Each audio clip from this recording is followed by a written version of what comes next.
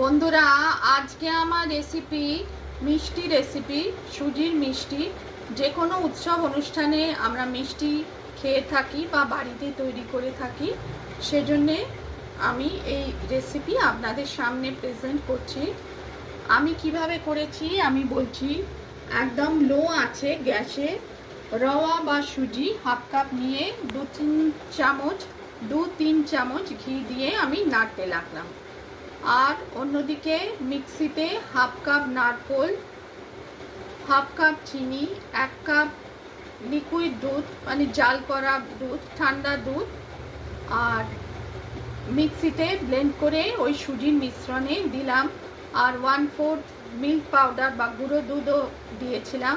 নাড়তে নাড়তে একটা মণ্ড তৈরি হলো।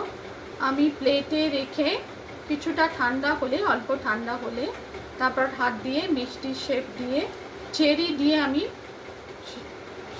মিষ্টিটাকে তৈরি করেছি ওপরে।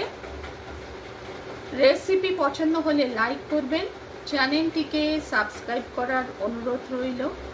দেখুন, আমি দেখাচ্ছি কাছ থেকে সুজির মিষ্টি 10 মিনিটে তৈরি হয়ে যায়।